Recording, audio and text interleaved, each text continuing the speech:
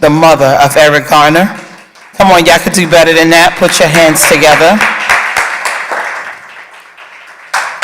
And we also are more than esteemed to have this brother, who I call him a brother from another mother.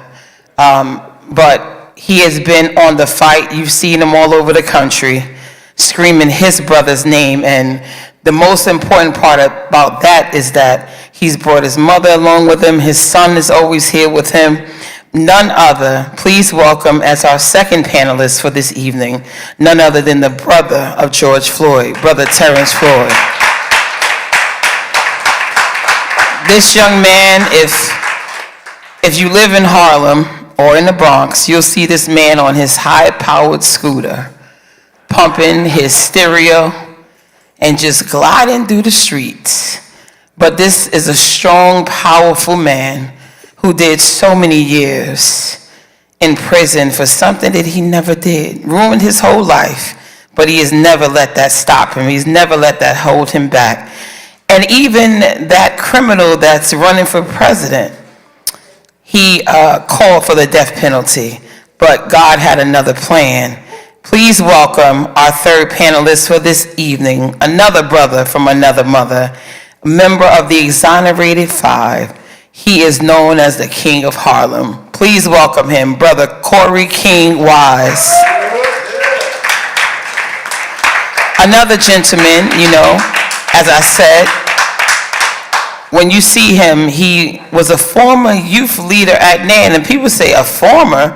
Well, how old is he? Well, I'm not going to tell your age, Damien, but he was part of most of that marching that was happening at the National Action Network. Please put your hands together for our former youth leader of the National Action Network, Brother Damien. Did he make his way up? And last but not least,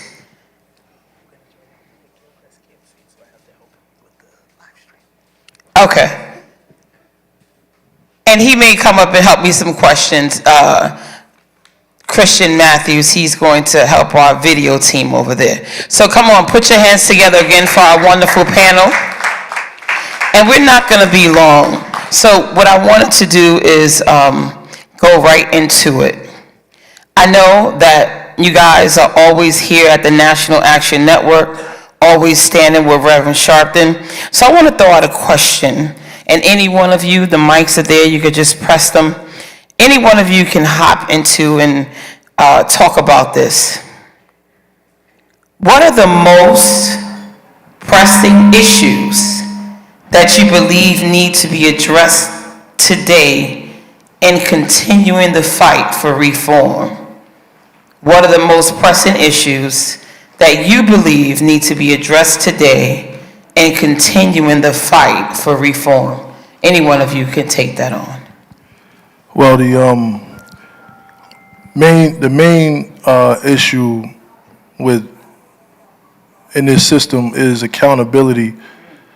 You know, we have to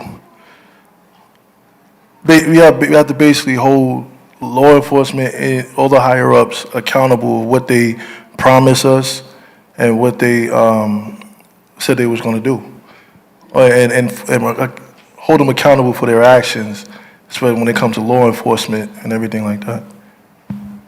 Thank you so much. Anyone want to hop into that question? What are the most pressing issues that you believe need to be answered today in continuing the fight for reform? Yeah, I just want to piggyback on what Terrence said. Yeah, we need a change. We need laws. We need, a change in laws that would protect us. But I just think that the laws are no good unless they are enforced. Because sometimes we have laws on the book that says that police officers are going to be accountable for certain things that they do, and it's never enforced. So we need to make sure that these laws that are passed be enforced and not just written down, because then it's no good, no better than the paper that it's written on. That's deep. Thank you. Anyone else want to hop onto that question? And again, the question on the floor is, What are the most pressing issues that you believe need to be addressed today in continuing the fight for reform? Good evening, everybody. There are many. We're dealing with antiquated policies in the year of 2024. And some of the issues that need to be addressed is, one, the judicial system. Second, housing. And I'm not putting this in any type of order, but these are issues that I feel that need to be addressed at this particular moment.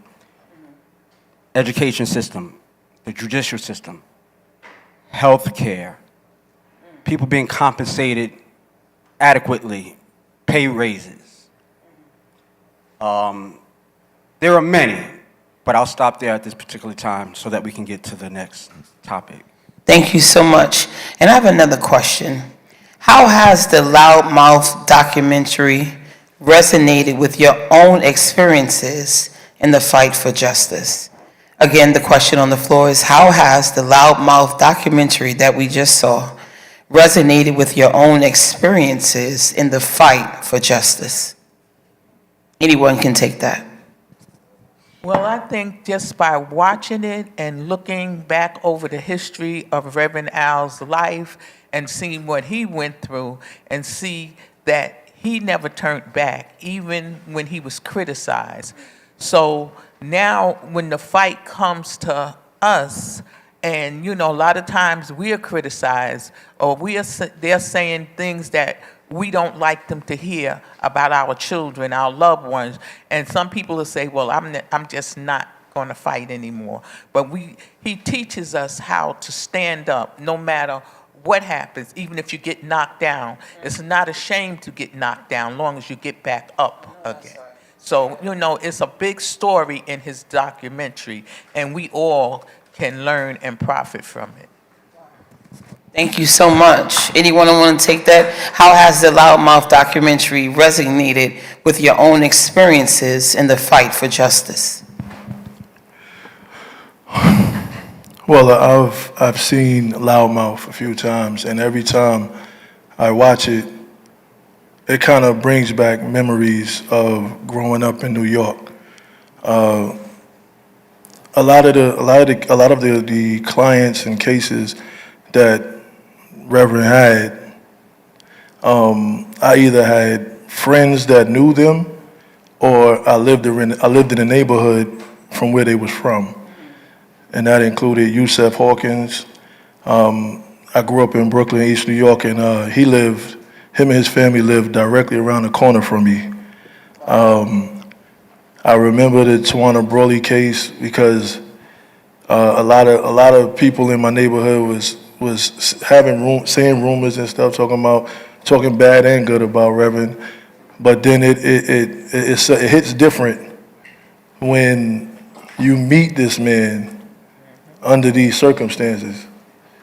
And watching Loudmouth, I was like, I remember the 88 things happening in 88 and 87 and stuff like that. And then to fast forward and see my brother, you know, and it's like, wow. It resonated with me because I said I was connected to this, but now I'm in this. That's deep. And Brother Wise, King Wise, I'm going to put you kind of on the spot. But, I know I can never imagine the moments when you look on the TV and see the man that called for the death penalty for you say that he wants to run the country. How does something like that, and you see it across your TV all the time, how does that affect you? And what does that make you want to do in the No Justice, No Peace movement?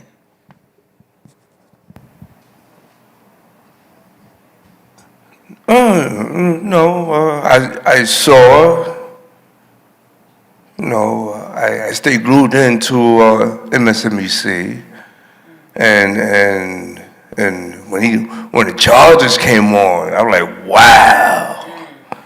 That was like a Happy New Year's to me, wow. Because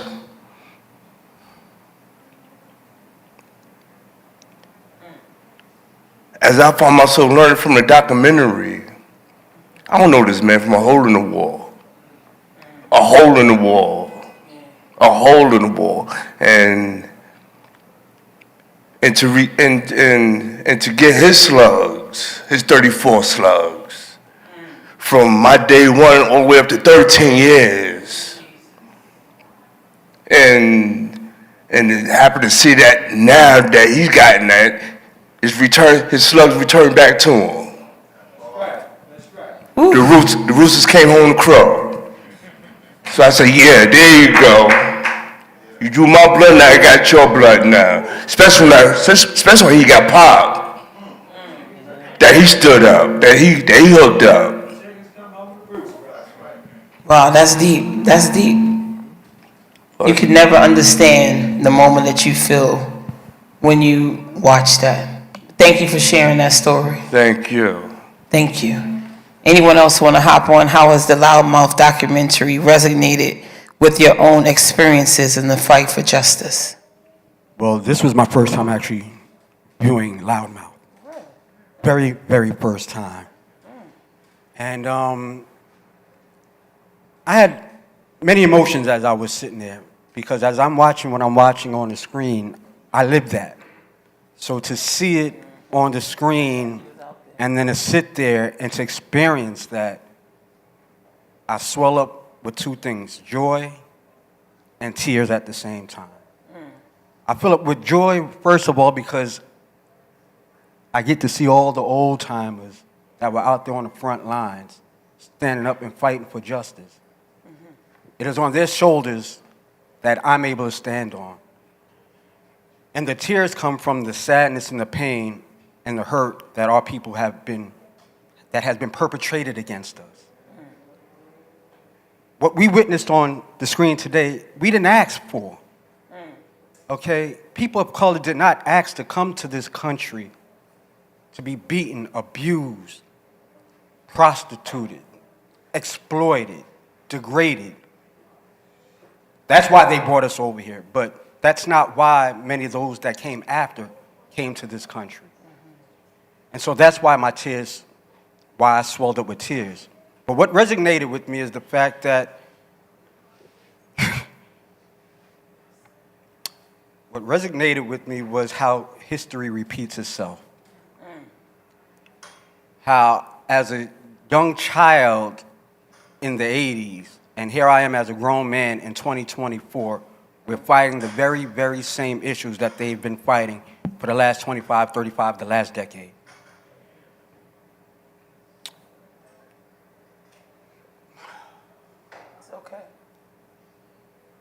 This is a real experience for me. You know, I have not been up in public in over 20 years to discuss some of the battles that we incurred on the front lines. I started out at 15 years old, the youngest person in New York City and state to be arrested for civil disobedience. First time ever arrested was for civil disobedience on Wall Street. Reverend Sharpton, Reverend Wyatt T. Walker, Warren Daniels, and many others that were there. So it resonates again how history repeats itself, and if we in this generation now don't step up and stand on the foundation of those that laid the foundation before us, like the Reverend Sharpton, the Reverend Walkers, the Byron Rustins, the many others, the Medgar Evers, you know, the Fannie Lou Hamers, the Shirley Chisholms. If it wasn't for them, we would not be where we are. And so we need to take their spirits, their knowledge, educate ourselves further into the new century so that we can bring our families, our next generations into the years to come. So we gonna... Thank you so much. Let's hop into another question. Can you share a specific moment when you felt most connected to the movement for change? Any particular moment within your life and all of the tragedies that have happened, but can you just share a specific moment when you felt most connected to the movement for change? When I hear that question, I actually have two that stands out, and the first one is when I had the opportunity to speak in front of Cup Foods after the murder of my brother, and to see the young people really listening to what I was saying, especially when I came back to New York and heard some young people saying that they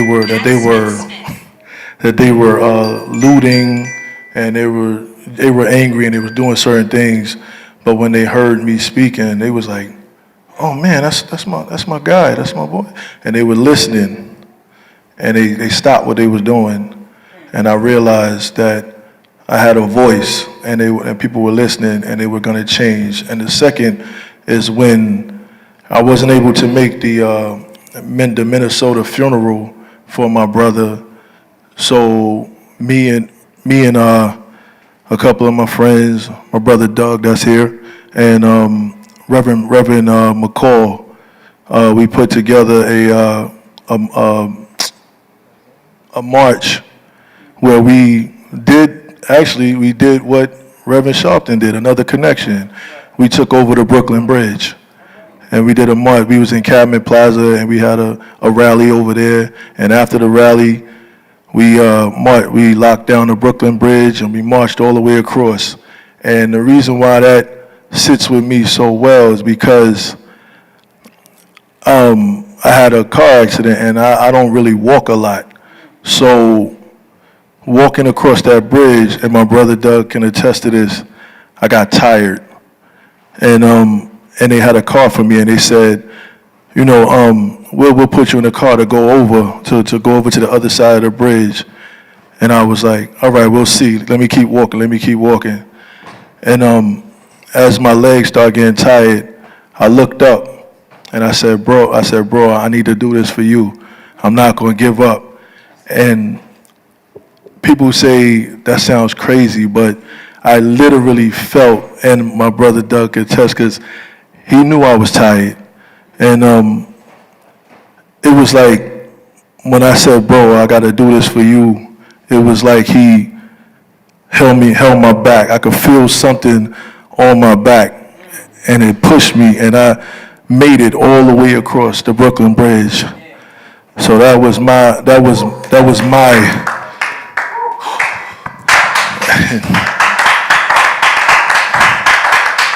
and to hear those thousands of people chanting behind me, "You are not alone, you are not alone," that was one of the biggest moments of this movement for me that I feel stuck with me, and I knew it was going to change the world. Wow, that's deep. That's deep. Can you share a specific moment when you felt most connected to the movement for change? Yes, I want to say I got connected to the movement very early after my son was murdered, because Reverend Al had called a big march for Staten Island. I really didn't realize how big that march was going to be. That Saturday morning, we got up, he did his rally in Staten Island at Bishop Victor Brown's church. And when we came out from the rally, it was like it looked like the whole world was out there, because every street was just packed. And I says, oh my goodness, that really just astounded me. This many people came out, and I was very, very new to this at the time. And after that happened, the next Saturday, I came here to the House of Justice, and just hearing Reverend Al speak, and how he's such a great Black history teacher, and how he just brings it to you, he gives it to you raw. And I says, wow, I says, Reverend Al is doing this for a lot of people, including myself. I think maybe I need to get out there too and call my son's name.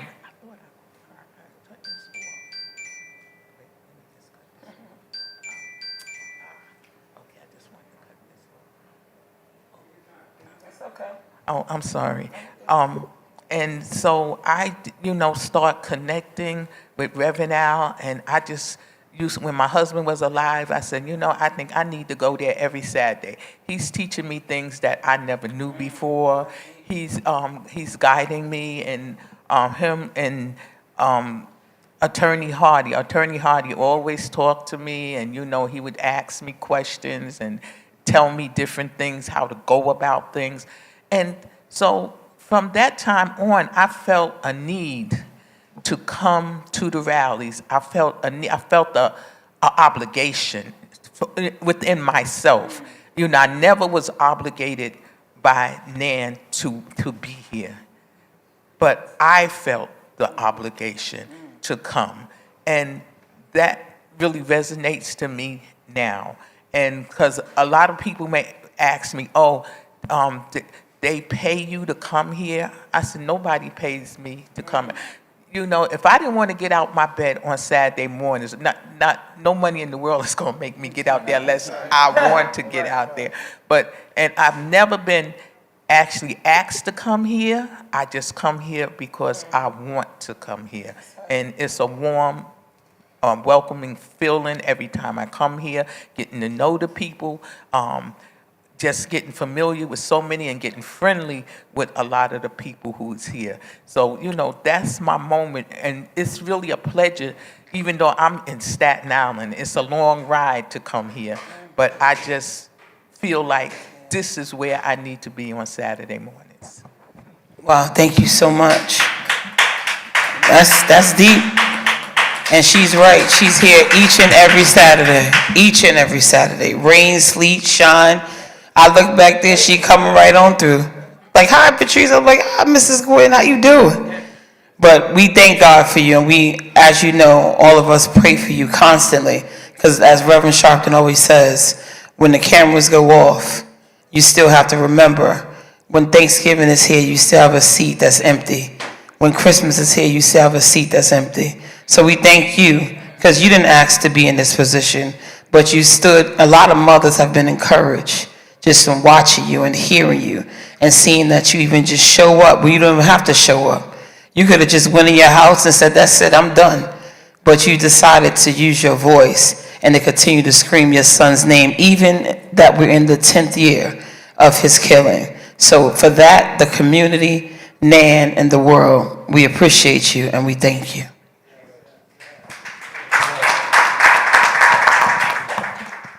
Ditto what Patrice said. I've got three. The first one was when Reverend Sharpton introduced me to Mrs. Coretta Scott King at one of the Keepers of the Dream events that we had here at the Waldorf, or one of the hotels here at the Sheraton. So that was one of my connections, direct connections to the civil rights movement. Thank you, Reverend Sharpton, for that.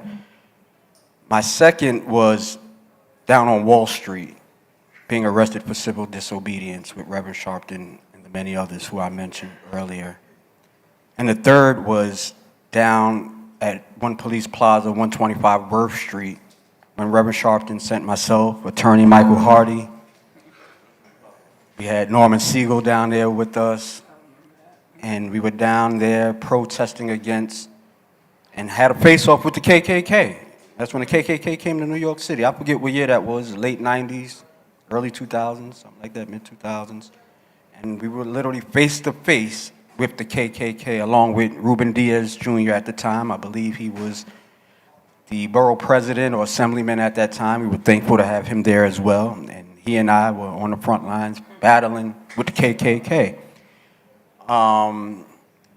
So yeah, those were the three eventful moments in my life that intertwined me with the civil rights movement and the National Action Network, and the work that Reverend Sharpton is involved in. Thank you so much. It takes a lot to come up and still have to speak and kind of relive what happened and the work that you've done. It takes a lot. And our final question for this evening, how has your relationship with Reverend Al Sharpton influence your activism and advocacy work? This is the last question for our panel, and I want to see if all of you can answer that.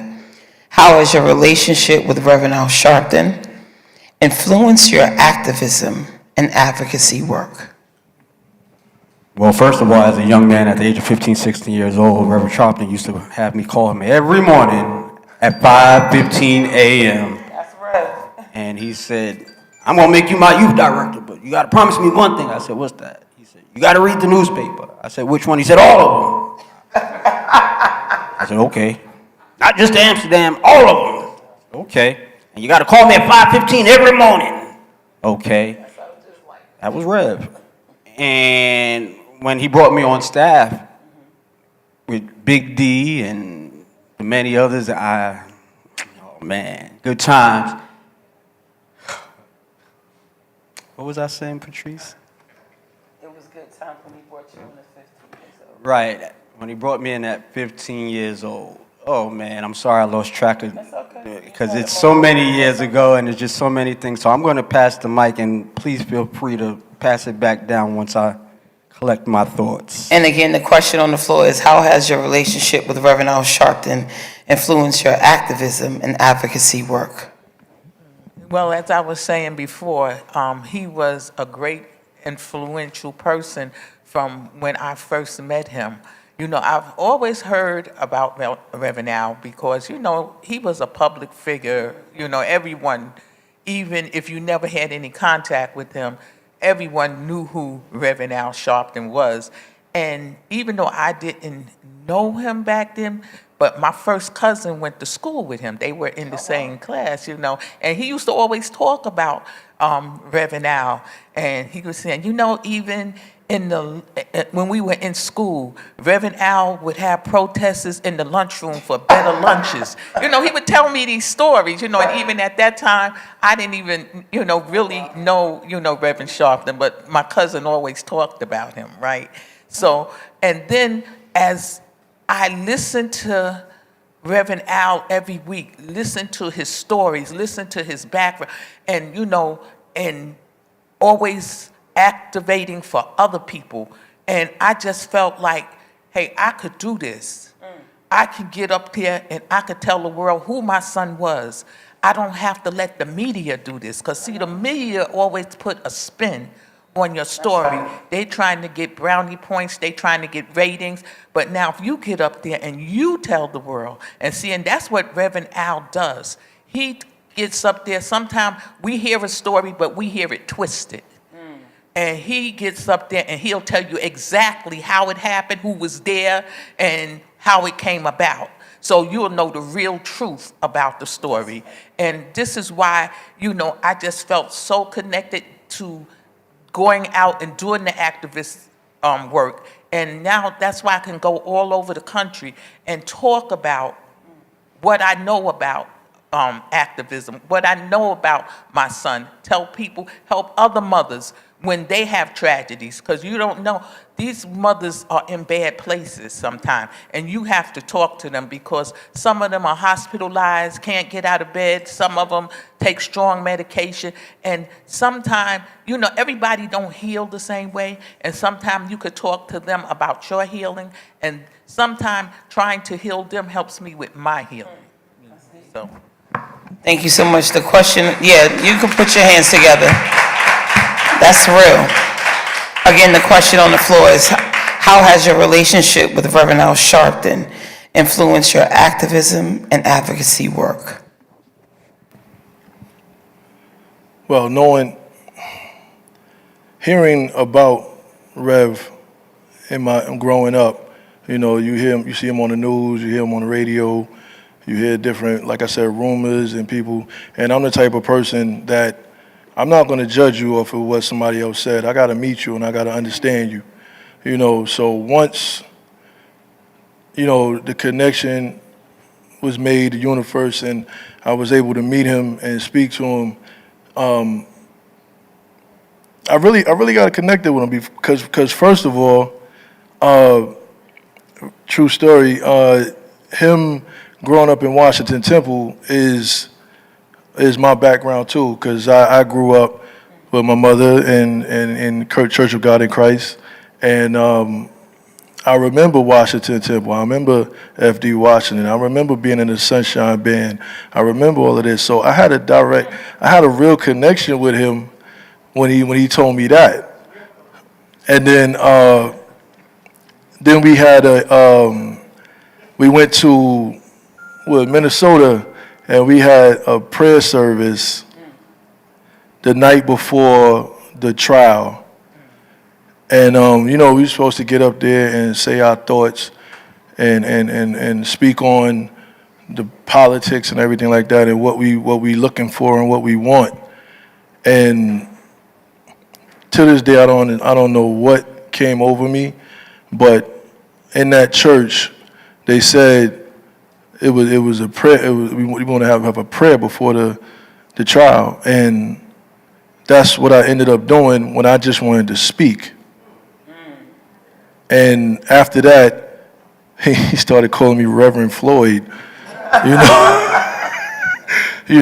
that's my background. And that's when I found out that he grew up in Kojic and being connected, like I said, through friends of mine that knew his clients and his cases.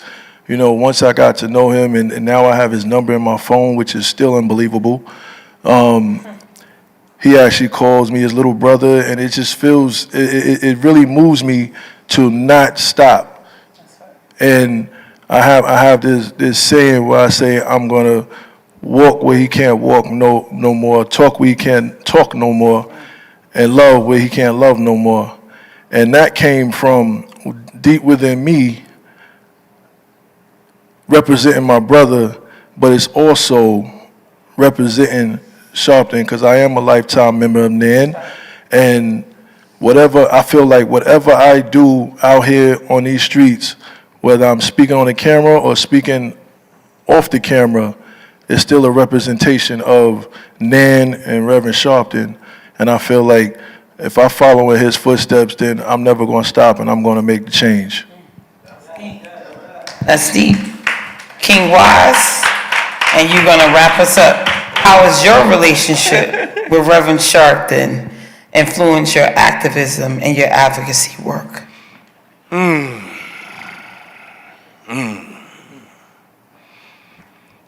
As a movie buff head who came up watching Spike Lee, and my most important one was Malcolm X. That engraved it into my heart. I just watched him and I felt becoming him. Although I was into hip hop, this is him. So I'm like, wow. So I'm gonna come here and do my black based church attitude here with him. Been here with him for about what? Like 21 years. So it's been great. It's been a blessing hanging out with Big Brother Al Sharpton, Reverend Al Sharpton. Thank you so much. And you can put your hands together. So, as he gave us our last answer for the question, as we close out, I just want to say, as Reverend Sharpton was putting together the LOUDMOUTH screening and the LOUDMOUTH movie, and first he said he was insulted when they called him LOUDMOUTH. They was like, wait a minute, that's the name of it? But then he realized that he had to be loud for them to hear him. And like he said in the film, that you don't call him if you want to keep a secret. That's the wrong person to call. But, we take for granted every day that we walk in the House of Justice and we see Reverend Sharpton come out the back door and get on this podium and cry out, no justice, no peace. We take for granted that we have a living legend that stands among us every single day, every single Saturday here in the heart of Harlem. We take for granted that he was able to watch a movie about his life while he is still here. Many of them cannot say that they were able to do that. And in the spirit of Attorney Michael Hardy, which, was Reverend Sharpton's true best friend, no matter what, every time I walk in here, and I worked directly for him for 4 years straight, but every time I walk in here and I look at Rev, I know that he's hurting. And he may want to say, you know, Rev is turning 70 in October, for those of you who don't know. But I know he could always say, that's it, I'm done, I'm going to go sit down. But then you have the Eric Garners and the George Floyds and the Corey Wises, that he cannot just sit down and say he can't be the voice, because who's going to be the voice for them, right? So we're very appreciative for this moment.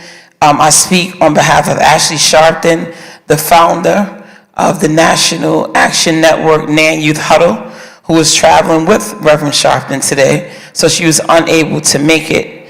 But I thank each and every one of you for coming out tonight. We thank you for our collaboration with our brother from Image Nation. Let's give him another shout out for being a part of this. And there were several other organizations that are part of it. But my charge to you today, as we close out, is that no matter who you vote for, get up, go to your area where you vote and vote, even if you write in Donald Duck. And the reason why I say that, and it may be a little hilarious, but I say it with seriousness, too many people died for the right for us to vote. How dare you, on election day, sit in your house and refuse to go vote? And it doesn't take nothing but a couple of seconds. And not only should you go vote, because we're standing on the verge of history in 2024, but knock on your neighbor's door. Maybe go to that person on the first floor in your building. Take somebody with you.